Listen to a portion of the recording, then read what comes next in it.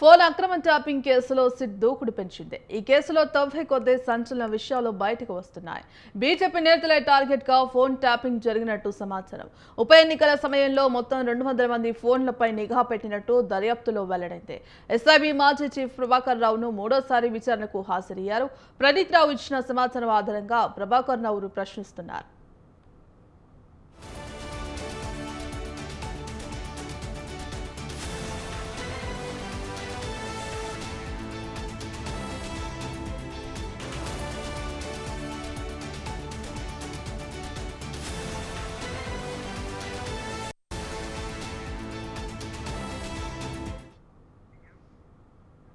కీలక నిందితుడు ప్రణీత్ రావును నిన్న మరోసారి విచారించిన ప్రత్యేక దర్యాప్తు బృందం ఆయన నుంచి కీలక ఆధారాలు రాబట్టినట్టు తెలుస్తోంది.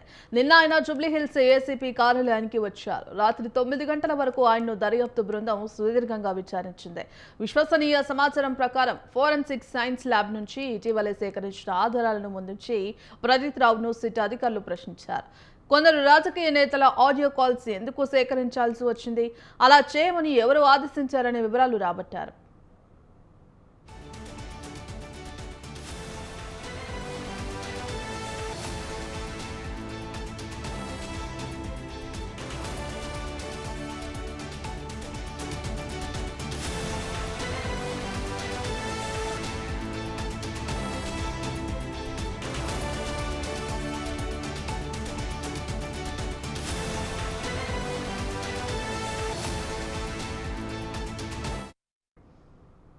ఎస్ఐబీ మాజీ ఓఎస్టీ ప్రభాకర్ రావు ఆదేశాల మేరకే ఆయా నేతల ఫోన్లు ట్యాప్ చేస్తున్నట్లు ప్రణీత్ రావు అంగీకరించారని సమాచారం.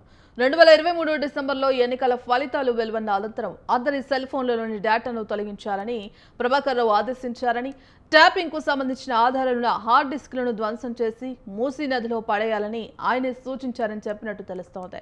ఇక ప్రభాకర్ రావు చెప్పినట్టు అమలు చేశామని ప్రణీత్ రావు వాంగ్మూలంలో వెల్లడించినట్టు తెలిసిందే. 18న మరోసారి రావాలని సిట్ ఆయన్ను ఆదేశించింది. ఇందుకు సంబంధించి కంప్లీట్ అప్డేట్స్ మా కరెస్పాండెంట్ ఉషా లైవ్ లో అందిస్తారు. ఉషా,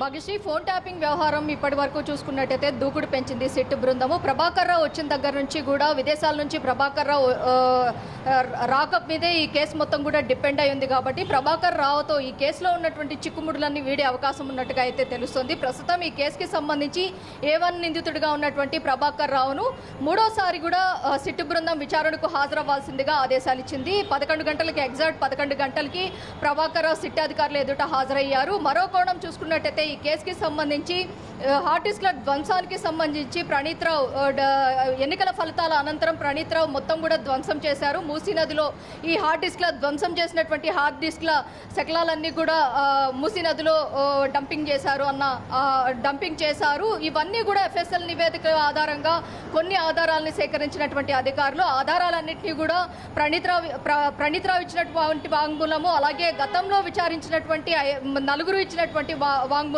ఏదైతే రాధాకిషన్ రావు, భుజంగరావు, తిరుపతన్న, ప్రణీత్ రావు ఈ నలుగురు ఇచ్చినటువంటి వాంగ్మూలాన్ని అన్నింటినీ కూడా బేస్ చేసుకుని వాటన్నిటినీ కూడా ఇవాళ ప్రభాకర్ రావు ఎదుట ఉంచి మొత్తం కూడా విచారించే అవకాశం ఉన్నట్టుగా అయితే తెలుస్తుంది. ఏదైతే 2023 ఎన్నికలు ఉప ఎన్నికలు ఏదైతే మునుగోడు, హుజురాబాద్ ఎన్నికలు ఏవైతే ఉన్నాయో ఈ ఎన్నికల్లో మొత్తం కూడా నగదు లావాదేవీలు, నగదు ట్రాన్సాక్షన్స్ ఏదైతే ప్రతిపక్ష పార్టీ నేతలు బీజేపీ కావచ్చు, అలాగే కాంగ్రెస్ కావచ్చు, ఈ పార్టీ నేతలు ఎక్కడి నుంచి ఎక్కడికి తరలిస్తున్నారు, అలాగే ప్రతిపక్ష నేతల ఫోన్లు ట్యాపింగ్ చేశారు. ఇవన్నీ కూడా ప్రభాకర్ రావు ఆదేశాల మేరకే ప్రణీత్ రావు చేశాను అని ఒప్పుకున్నారు. కాబట్టి నిన్న ప్రణీత్ రావుని మరోసారి కూడా సిట్ బృందం విచారణకు రావాల్సిందిగా ఆదేశించింది.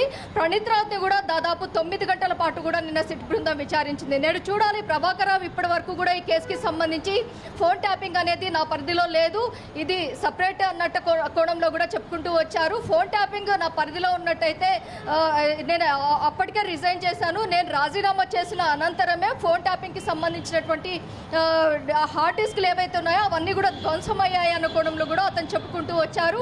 అలాగే ఎదురు ప్రశ్నలు కూడా సిట్ అధికారులకి అతను ఎదురు ప్రశ్నలు కూడా అడగడం కూడా మనం చూసుకోవచ్చు. మొత్తం వెస్ట్ డీసీపీ విజయ్ కుమార్ తో పాటు అలాగే ఏసీపీ వెంకటగిరి వీరిద్దరి నేతృత్వంలో ఈ సిట్ బృందం అయితే ఇవాళ మూడోసారి ప్రభాకర్ రావును సుదీర్ఘమైనటువంటి ప్రశ్నలు విచారించే అవకాశం ఉన్నది. ఇప్పటికే ప్రశ్నల జాబితా కూడా ప్రిపేర్ చేసుకునింది. ప్రశ్నల్లో భాగంగా చాలా కీలక హార్డ్ డిస్కులకు సంబంధించి కావచ్చు, గతంలో ప్రణీత్ రావు ఇచ్చినటువంటి స్టేట్మెంట్ ఏదైతే ఉందో వాటన్నిటిని కూడా ఇతను ముందు ఉంచి, అలాగే తాజాగా చూసుకున్నట్టయితే నిన్న ప్రణీత్ రావు ఇచ్చినటువంటి స్టేట్మెంట్ ని కూడా ఇవాళ ప్రభాకర్ రావు ముందు ఉంచి మరి కూడా విచారించే అవకాశం ఉన్నట్టుగా అయితే తెలుస్తోంది భాగ్యశ్రీ.